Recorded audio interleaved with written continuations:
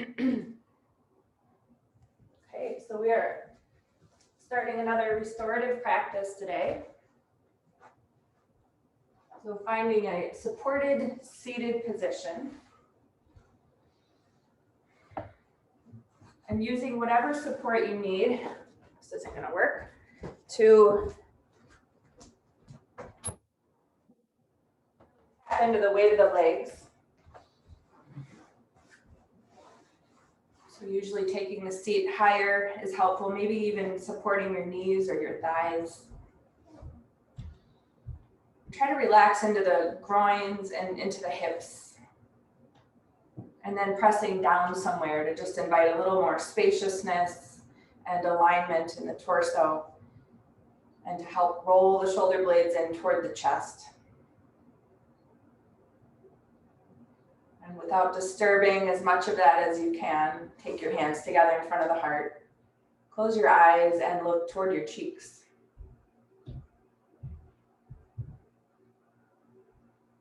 And so throughout this practice today, we're going to talk about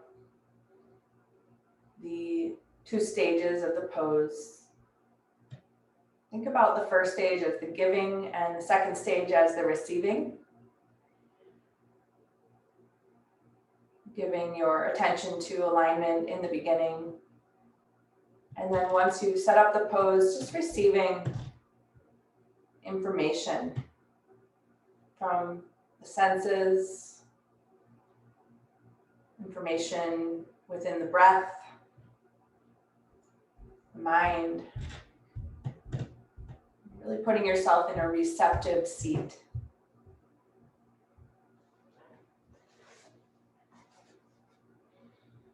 Keeping the brain in a receptive state is the art that yoga teaches. This is from Light on Life. Just take a few moments as the witness just to notice anything that you can here. Holding the alignment helps keep the brain receptive, keeps the brain active. The energy of the spine lends itself to a more attentive brain.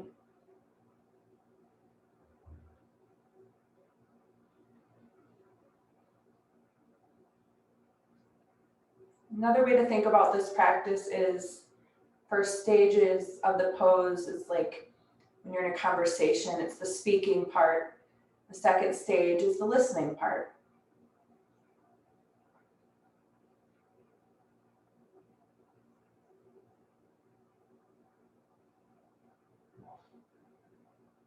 And as you're ready, bow toward your heart. Release your hands. Lift your head. Let your eyes gently open. Welcome.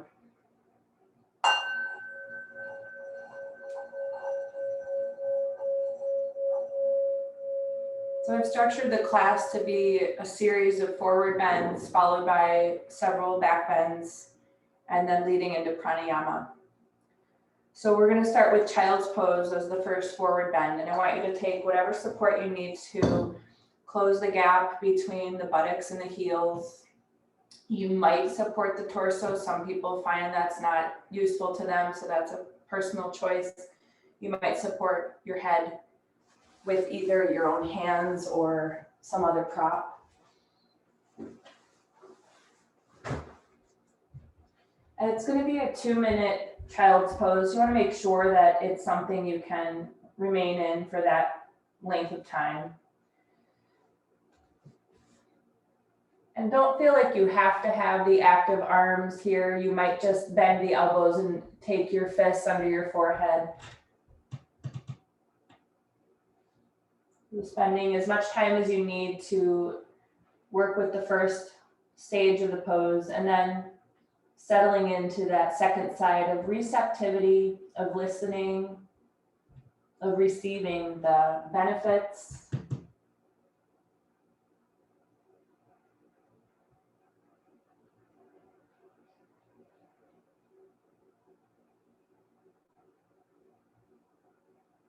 If physical parts of the pose are calling your attention, always feel free to make adjustments. It's not that we can't go back.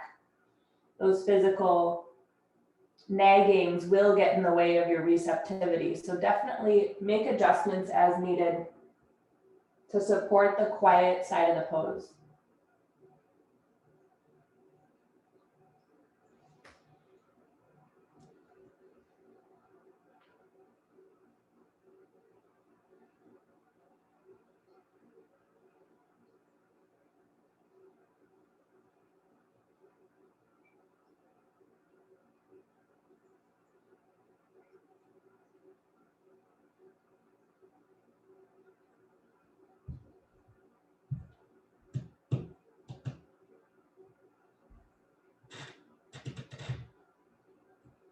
Noticing how the breath can be conducive to moving through deeper sensation in the body, meaning resistance with the breath. Notice how the breath can soften the body.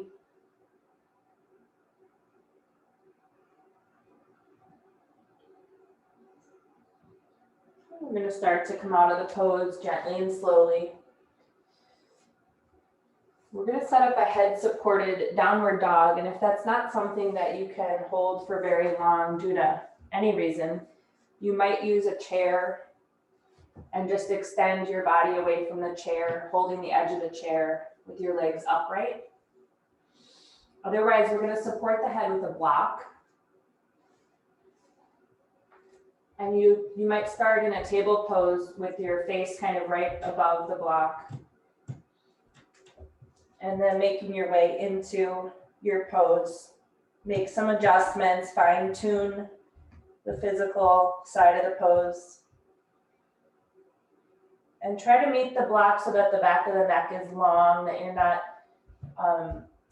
extending the neck. You want to be closer to the hairline than the forehead.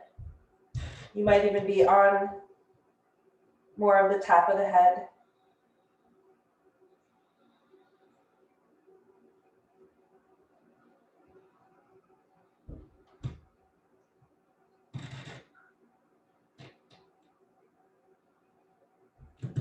This is going to be another 2-minute hold. We're already into that 2 minutes.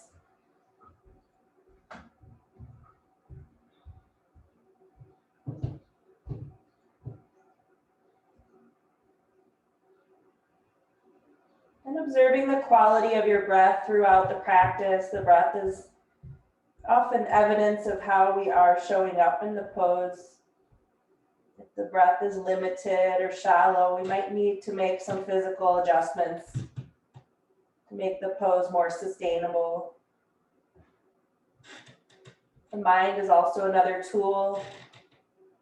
If your mind is wandering, that can be a sign that we're not exactly in the best version of the pose. Present state of mind is a big clue that we are meeting the pose well.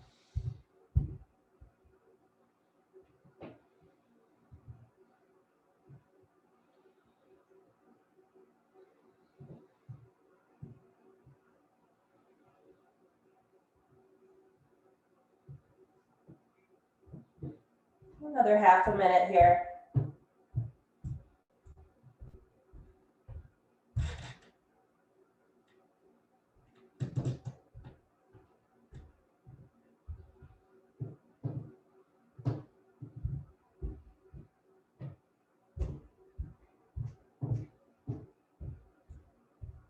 You're going to start to walk your feet in. And you can move your block aside and gently bring yourself up. And just take a moment or two in standing mountain Tadasana, settling into a standing position. And we are going to work with a chair, so it can be any kind of sturdy chair. If you did the downward dog chair version, the only difference between what you did just a moment ago and what we're about to do is downward dog chair version. You're really far from the chair so that your torso takes on an angle, but your legs are upright. And what we're all going to do now is a chair version of Uttanasana, which is very similar, except you're going to be closer to the chair. And you're going to try to get your head to come down either onto your own arms or some other prop. Some of you might meet the chair directly. But we want the head down so that we can get into that quieter space. The head support is always helpful for that. So making whatever setup you need so that your head can comfortably rest. And it could be the forehead here, it could be the crown of your head. And there's no wrong way to set up your props. Your feet should be at least hip distance, they might be slightly wider. And just make sure your toes are in front of your heels. Your legs might not be ready to straighten, so just meeting your own edge there, whatever that is. And then at some point, trusting you have set up the pose well enough to start to kind of take that back seat and observe yourself here, observe your breath, notice sensation changing in the body. Even though we're somewhat still, we're never stagnant.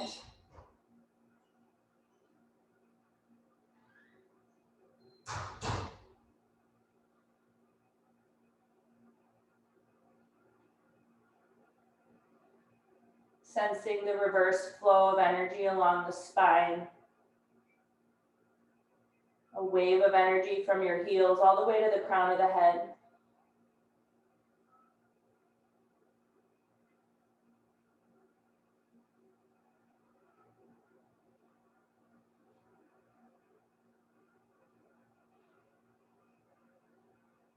Maybe imagining your brain floating inside the skull, gently resting the brain, which the brain so much needs.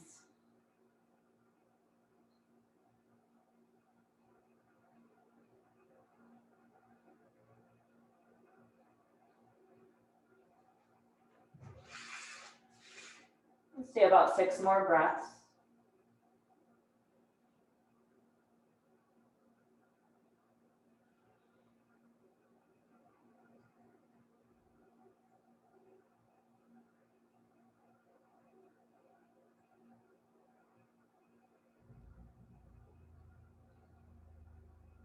We're going to start to transition. It's not going to be a big adjustment. We're going to come into Partanasana. So just sticking the right foot under the chair, the left foot stepping back. Make sure your feet have some width between them, that you're not on the same line on your mat. Make sure your hips are turning so that you can keep them level. And again, we're attempting to lower the head. And a simple way, if you don't have a lot of props with you, is to just rest on the elbows and then place your head, your forehead against your thumbs in a prayer position. That can be a nice way to meet the forehead. Otherwise, any combination of props to get your head down.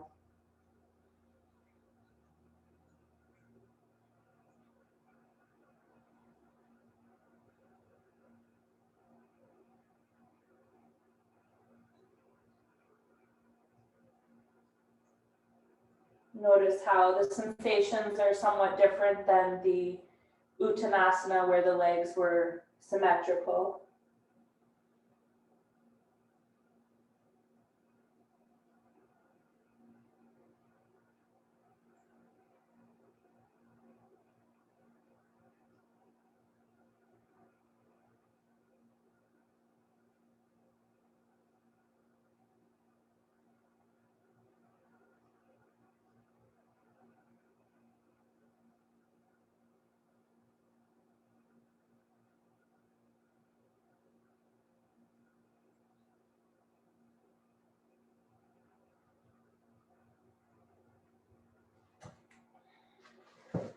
About another minute on this side.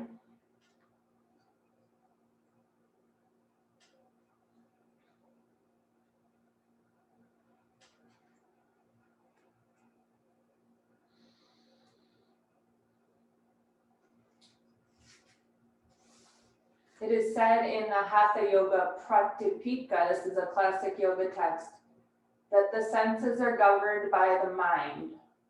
The mind is governed by the breath, and the breath is governed by the nerves. The yogi learns to use the mind to govern his senses, and he uses his breath to govern the mind.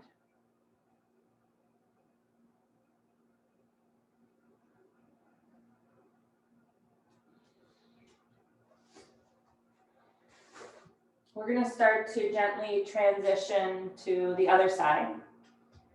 We'll just make these transitions very kind of quiet so that you're not disturbing this state that you're cultivating cumulatively over the course of this practice. Let's transition to the left foot forward, right foot back. Make sure your hips are adjusting into that even placement. And then finding a little perch for your head somehow.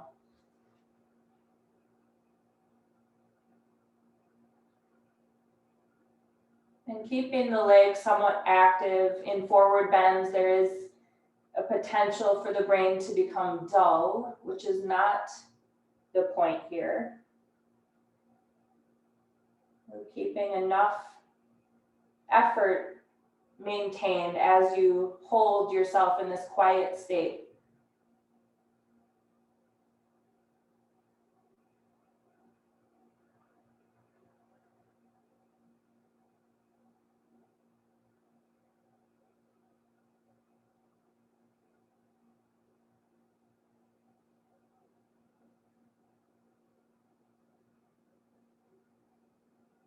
Maybe noting differences from one side to the other. If parts of your body are speaking up, maybe invite some breath into those areas.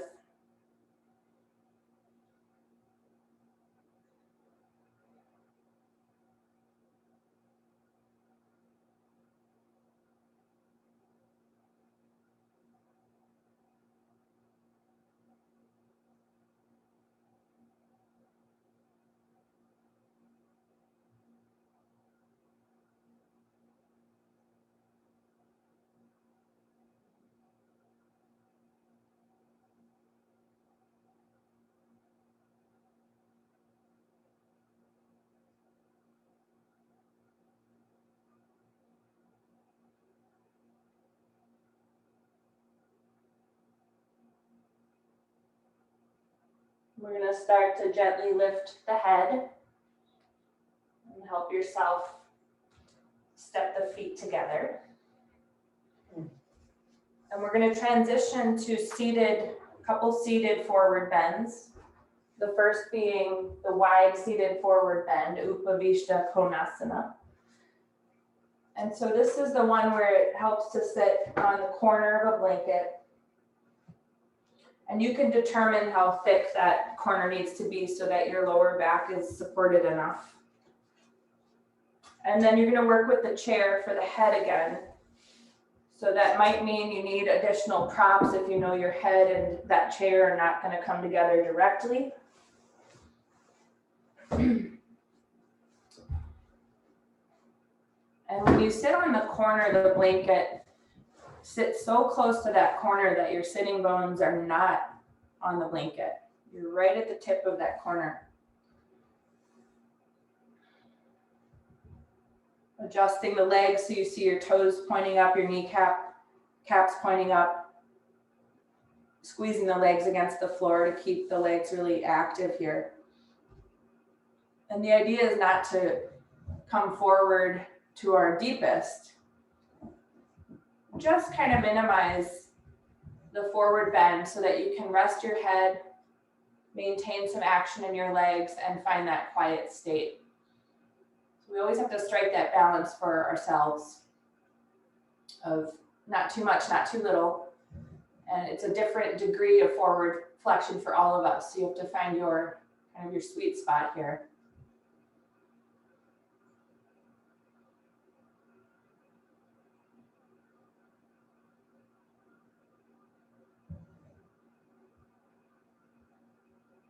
You will have to adjust your pose as needed to keep the brain occupied as we deepen. We might need to push that chair out a little bit.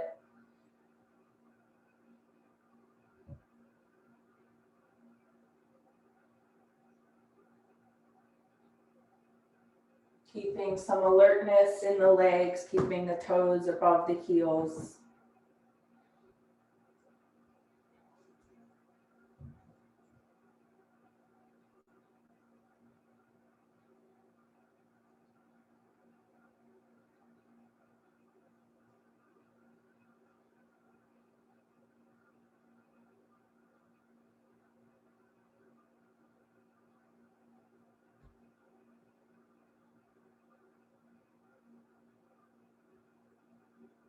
Gently tilting your pelvis forward so the lower back is a little bit quieter, happier, more neutral.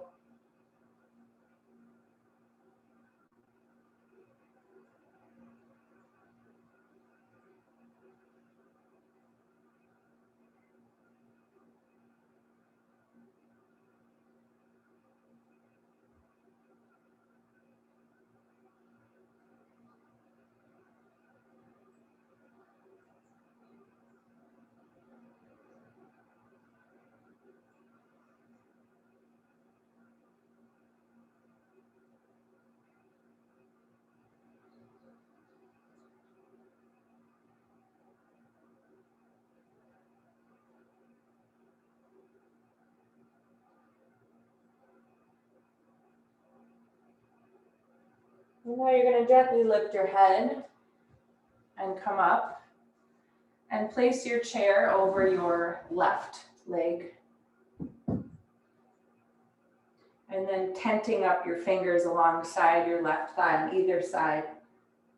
Just take a few moments to revolve your spine to the left. And as you do so, just bring a little extra intention into your right leg. Really working with that right leg as your kind of your anchor point. And when you see that your breastbone is lining up well with your left leg, then just start to journey forward as much as you need to land the head.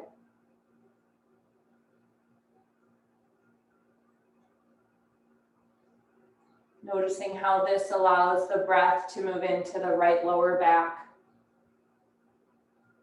Noticing a different set of challenges over here to keep your shoulders level, to keep your left side body long.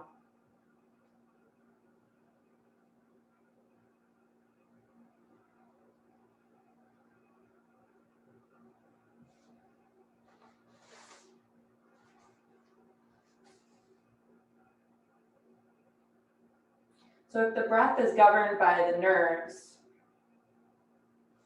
I feel like I've always felt there should be one extra line on this passage. The nerves are governed by our practice. So it all begins with addressing the tension in the body. If everything stems from the nervous system, that's where we start. That's why asana is a precursor to pranayama and meditation. So combing through the tension in your body that is revealing itself here with your breath.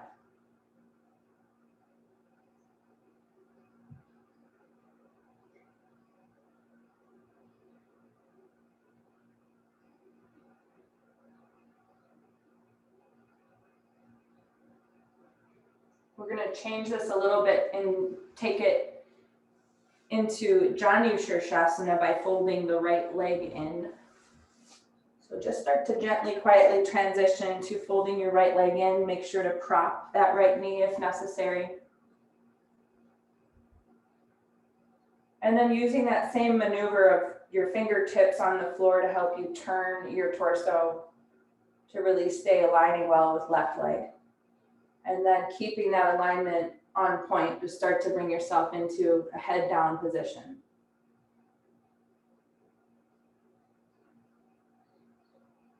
I think I said right leg, but I meant left leg.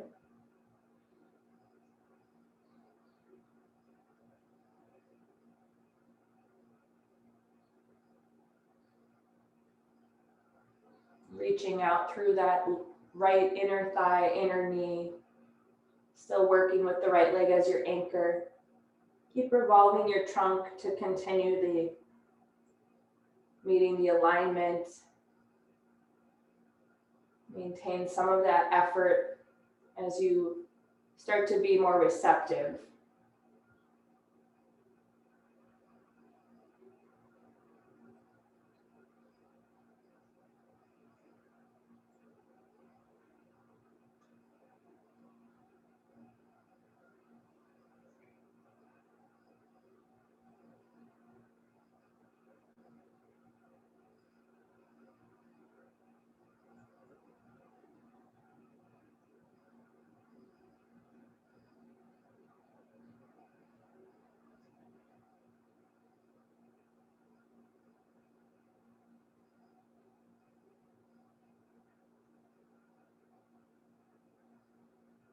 Now start to lift your head, and you're going to open up your right leg and return to Upavishta Konasana. Just revisiting that centered forward bend. So just make sure the legs are where they need to be, that they're in that effort state. And then once again, come forward and just rest your head. Tilt the pelvis forward to flatten the low back so it's not rounded.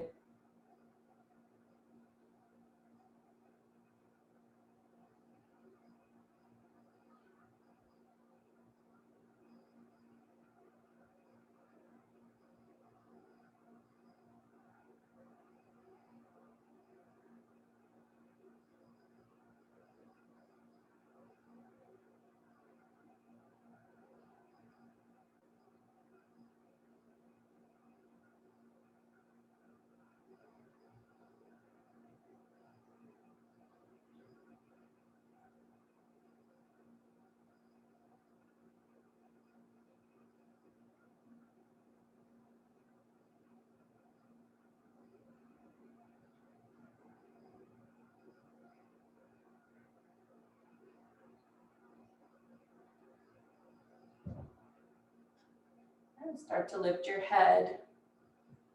And we're going to be transferring the chair above the right leg. And then taking a few moments to help your torso rotate to the right. Make sure you're engaging your left leg. And looking down and seeing your chest aligning with your right leg. At that point, start to move forward into a head-supported forward bend. This is Parshva Upavishta Konasana, the side wide angle seated forward bend.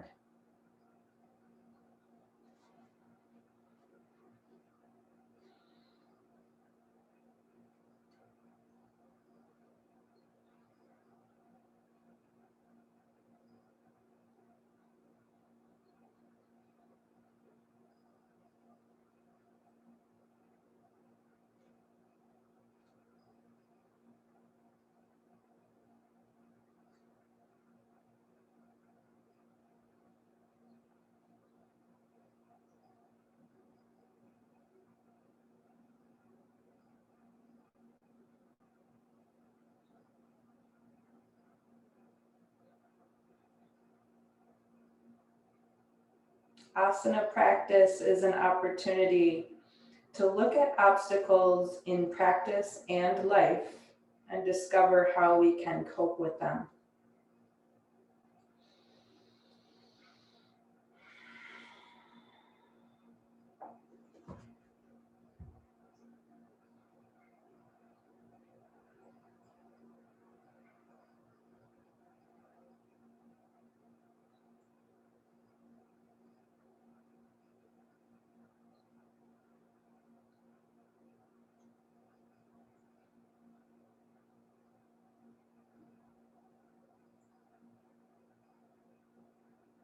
We're going to make that pretty simple transition to Janu Shirshasana.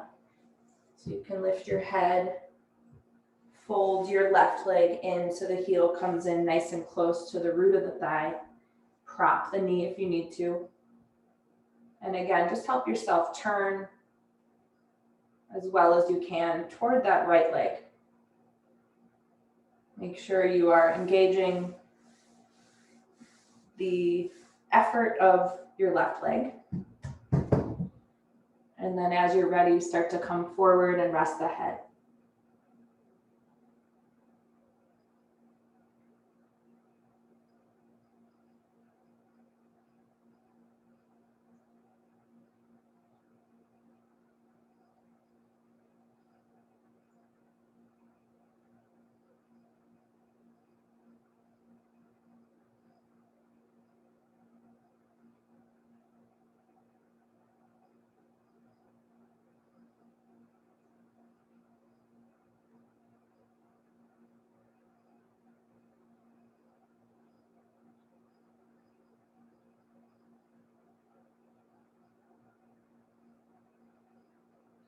Letting the sensation rise, abide, and dissolve.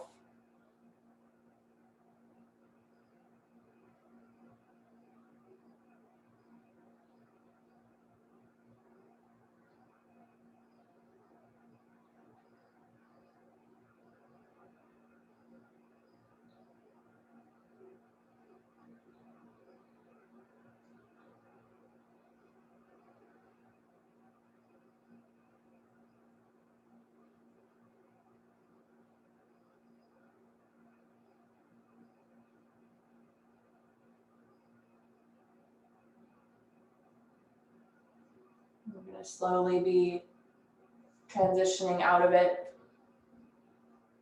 You can unfold your left leg.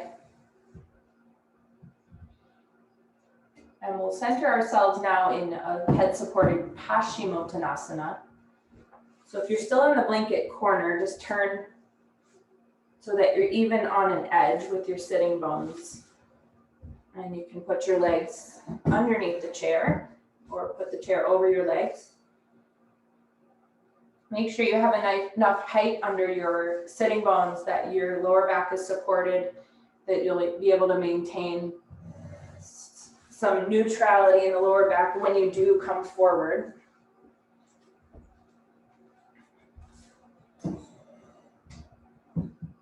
And then from Tadasana, find your way into a head down supported Uttanasana, Western facing forward bend.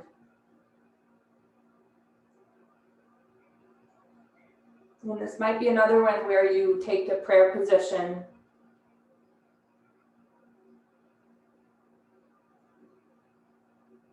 Especially if it helps you maintain a sense of ease in your neck or a sense of forwardness in the chest, a sense of aliveness along the spine. You don't want to be rounding the spine. Then we get a little bit dull.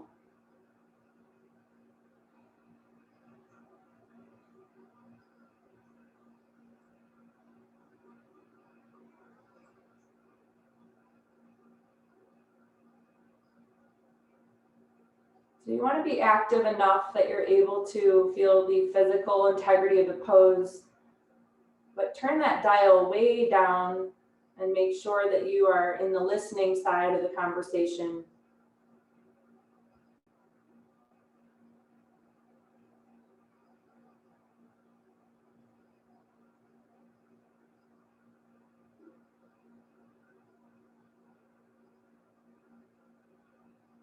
Maybe there's an obstacle somewhere in the body. If we don't listen to that, we don't make progress.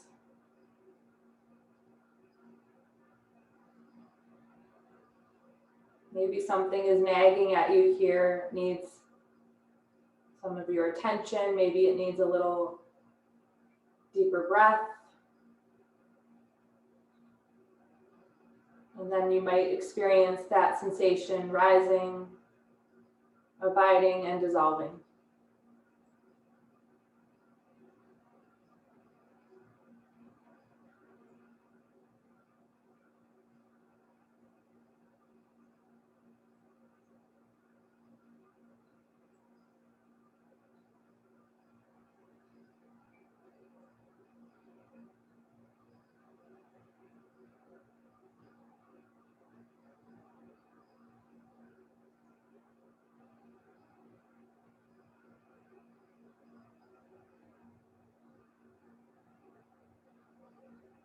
We're going to start to come out of the pose. And we won't need the chair until for a little while, so just put it off to the side. And we're going to come into a series of back bends. We're just going to kind of start to segue with a supported bridge. So all you need is a block. And once you're on your back, you can just lift your hips high enough to place the lowest setting or the medium setting of your block underneath your sacrum, running across the sacrum. And then you're going to have your feet not as close as they could be. So walk your feet out until your shins feel pretty vertical. And then also step your feet slightly wider. Make sure you toe in, that your toes are in front of your heels. And then unfold your arms with the palms up. And let your chin come toward your chest. You might need to rock your head. And then just begin to settle in, dropping a deep tap root out of the sacrum into the block, into the floor. Try to let yourself go here. Let the pose start to hold you. There's not a lot of effort to be maintained here. You'll give up any kind of superfluous contraction that you might be doing. Maybe close your eyes.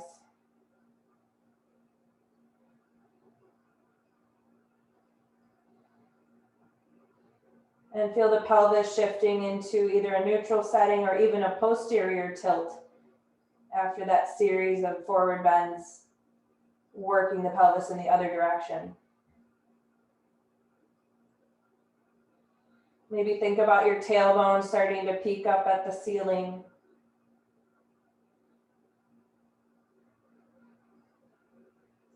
Let your belly soften with every out breath.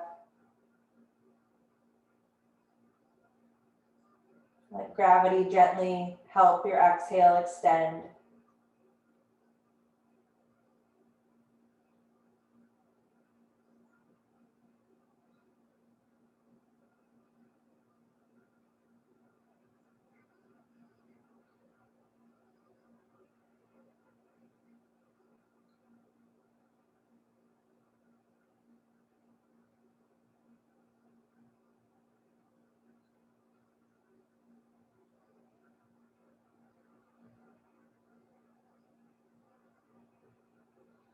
You might stay on this plane of the block as you begin to explore extending your legs and resting on the heels, stacking your toes above your heels. You might tilt the block up a level as well.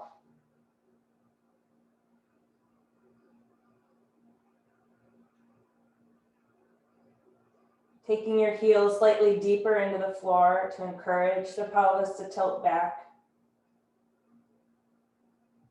Keep your chest and chin finding each other, your gaze softly pointed toward your cheeks.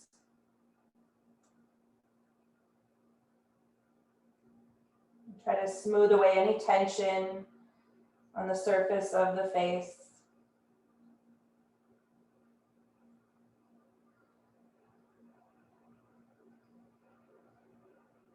Direct the rotation of the inner thighs down.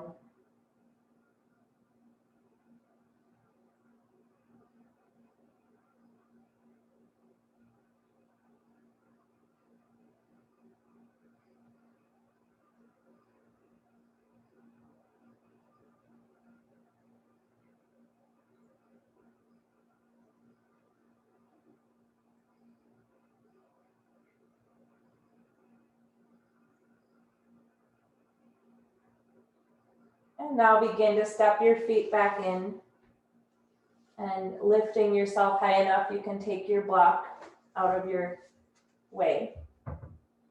And then roll to your side. We're going to set up reclining bound angle pose. If you have a bolster, that's great. You can use that to recline back on. If not, you could roll a blanket or two to create some support for the torso. You'll probably want a little additional height where your head will be. Depending on what your Janu Shirshasana felt like, you might need some support for your hips when you join the feet. And then you'll want to have your strap to bind your legs, to contain your legs.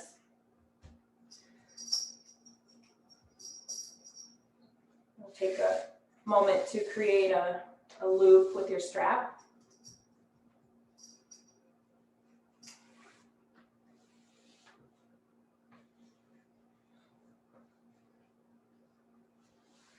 And you can pass it over your head down to your hips. And then slip a part of that loop under the toes. And then tighten off any excess strap. So you feel taut, the strap feels taut, and you're kind of meeting your edge with how close the heels are to the center.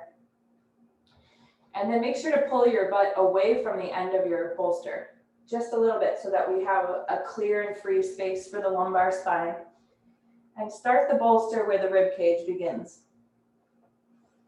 And then make sure the head has the right height. Your chin can tilt down. And then place the backs of the hands on the floor.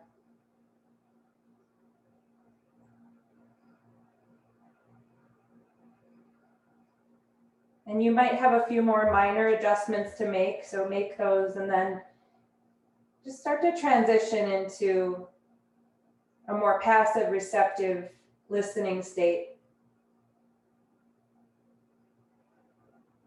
Notice where you might be holding back or where you might have effort where it isn't needed.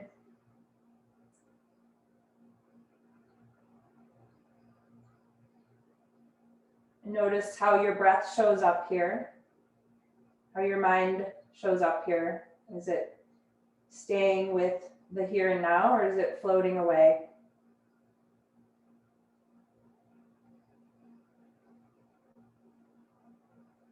Notice if there's any part of the body that has special needs calling your attention. Maybe the groins. Maybe you're holding back in the abdomen, the jaw, the forehead.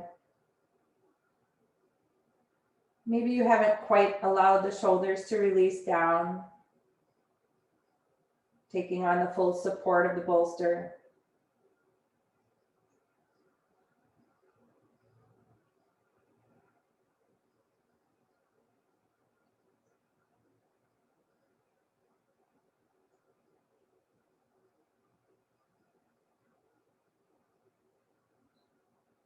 So it's layers of an onion. Every pose has layers of tension that we move through.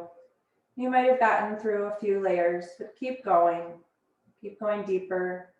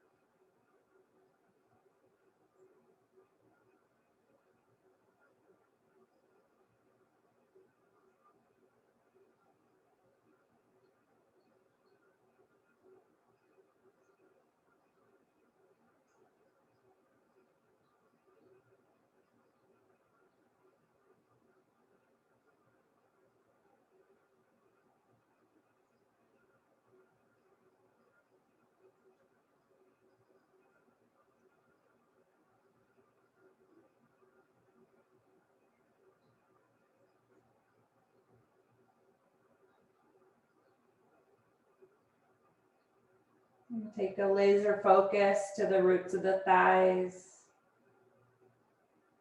Bring some breath there as well.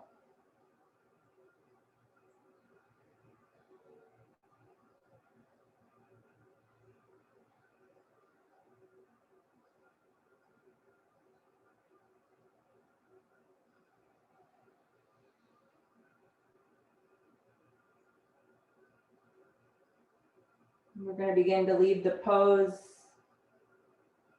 So finding a way to free your legs from the strap, and then taking the knees together and the feet wide for just a few breaths to bring the groins out of that deep extension, bring your hips out of that deep rotation.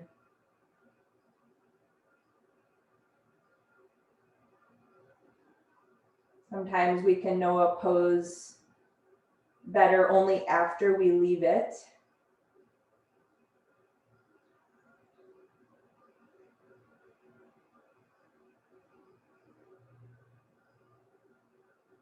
And we're going to transition to our side now, and we're going to finish the asana portion here with a twist. So this would be a good time to put on additional clothing if you need. So cold yesterday and today. So you definitely want to be warm enough. And we're going to do a supported twist. So we want to have whatever you're working with as a bolster. Let's put it up to the left side. And then you can lie down on your back.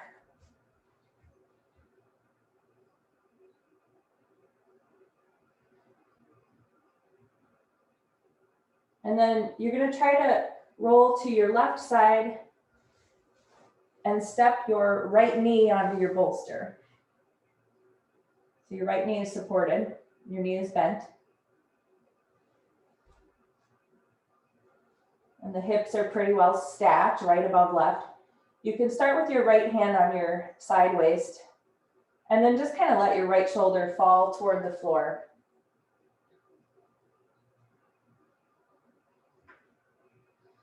At some point, you might extend your right arm completely out to the side. You might not.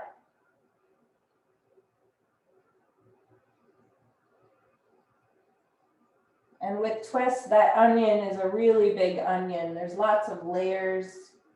So every exhale, just kind of notice how you're moving through another layer, giving up resistance throughout the body so the spine can really take on a very supple, deep twist.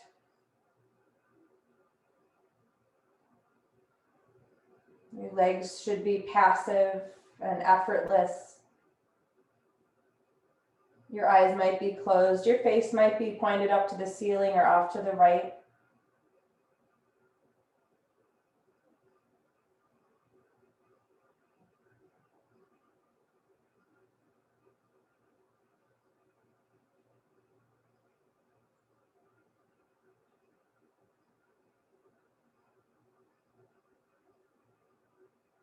Notice what the breath does here in this particular shape.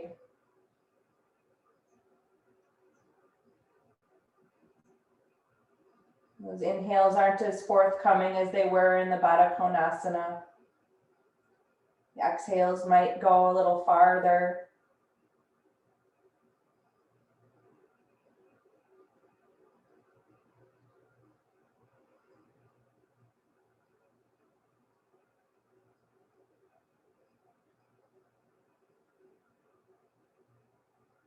And don't worry if your right leg shifts on that bolster, just let it shift.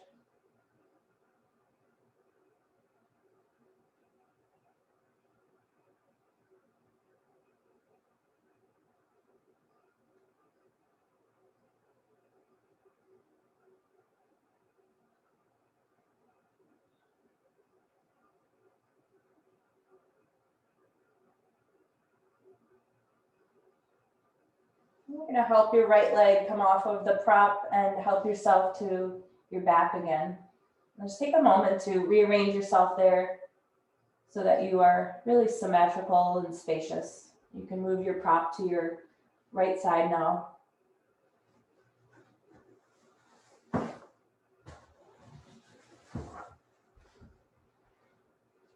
You'll come onto your right side body, and with a bent left knee, just try to place the knee on the bolster. If it's not meeting the bolster well, you have to build up the height with maybe blankets or something else. You can extend your right arm out to the side, palm up, left hand over your side waist. Just work on breathing the left shoulder back to the floor, which gravity will mostly do. So most of that is just kind of releasing those built-in contractions in the body. Letting the shoulders settle. Maybe turning your head to the left, or maybe just keeping the back of the head on the ground.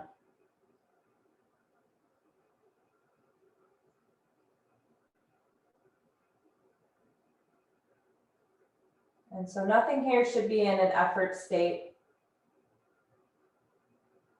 Do your best to explore all the various parts of your body. Try to set all places off duty.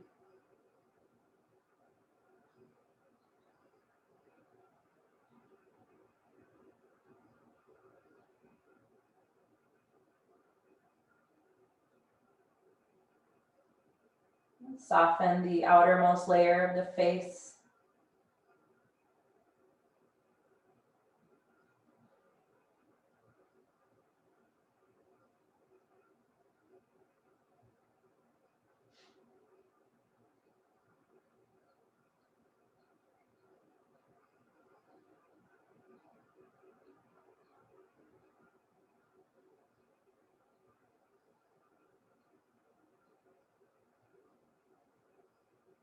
And you're going to start to, again, ease yourself back onto your back. Once you're there, just take a moment to straighten out the spine, the torso, the hips, shoulders, skull. And you'll set up for your pranayama practice, which we're going to do reclining today. So unlike Monday, we will be reclining. So you can take a couple blankets. If you don't have a couple blankets, you can use your bolster to improvise. And you're going to tri-fold them like the letter Z, which gives the side edges evenness rather than if we folded it differently. And you'll make 2 of those.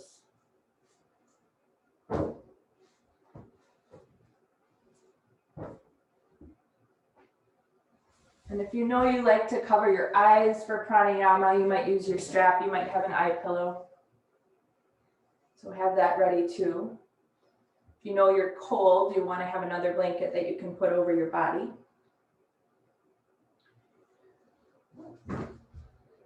And the 2 blankets get stacked so that the first blanket has level 1 tier of height, and then the second blanket creates level 2. And you'll sit in front of that setup. Just like when we recline on the bolster, leave a little space between your butt and blanket number 1. So blanket number 1 should fill in the space of the lumbar spine. Blanket number 2 should start at the rib cage. And then all the excess blanket above that, you can turn into like a nautilus and just roll it until you have the chin and chest coming together. And then stretch your legs away from your buttocks so that your legs elongate, your feet flop out to the sides, your arms unfold with palms up. So take care of any additional needs of the body, the warmth, the eyes, the placement of your body on these blankets. And once you've taken care of all of that, close your eyes, look toward your cheeks,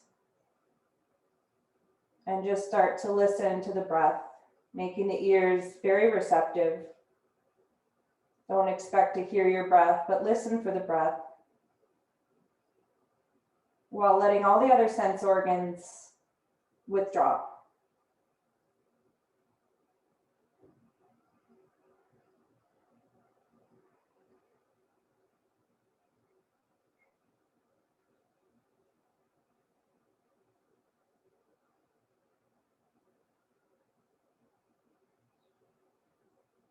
So the primary goals of pranayama practice are smoothness and steadiness with the breath,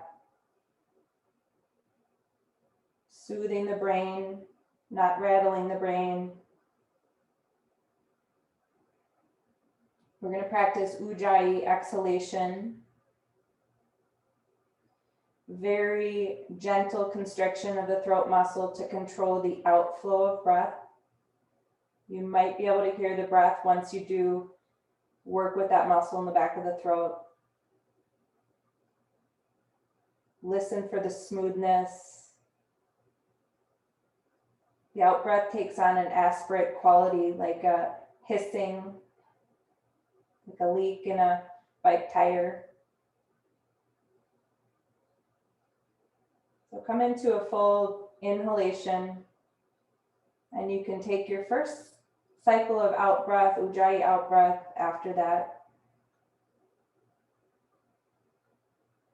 And just follow that breath out to completion. And when you get there, take a full cycle of normal breathing in and out. Maybe take another one if you sense you need another one. Otherwise, you can repeat these attempts. Just separate the ujjayi out breaths with a full, at least a full cycle of easy breathing.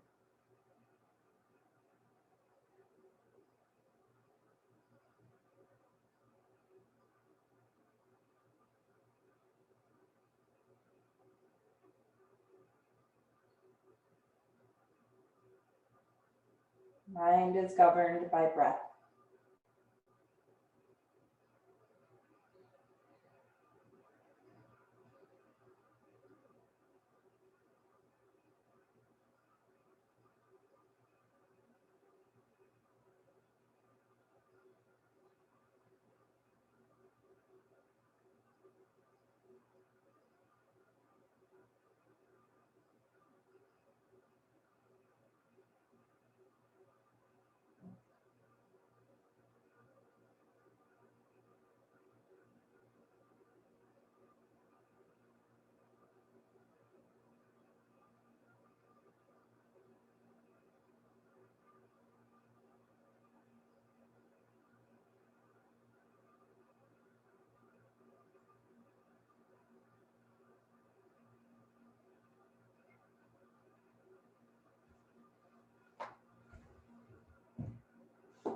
Two more cycles if you're still with the ujjayi exhalations. Otherwise, just observing your breath flow.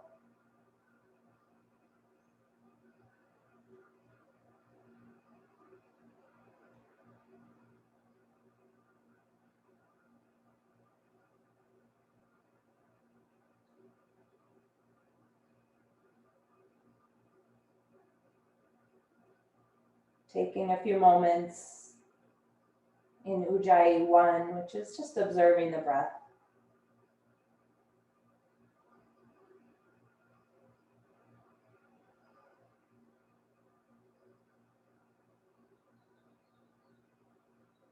As quietly as you can, you're going to try to come off the blanket height. Keep what you need for the head. And take these last 2 minutes in Savasana.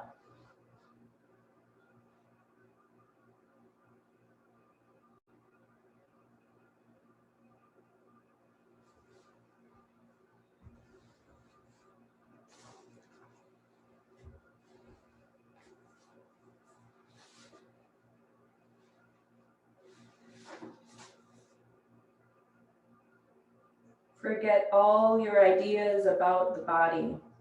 It's this way or it's that way. Just be with any area of it, this present body, as permeated with limitless space, drenched in freedom.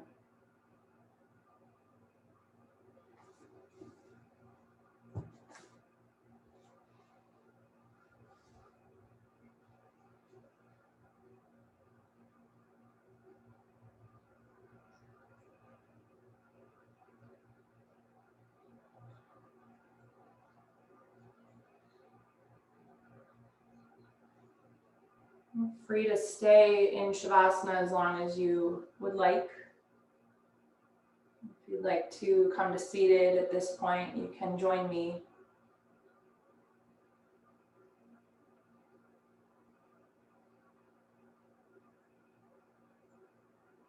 Just take a moment to sit quietly, connecting the hands to the heart. Notice how you feel. Let's breathe in together through the nose and let it go. From a place within me that I know to be divine, I honor that place within each of you. Namaste.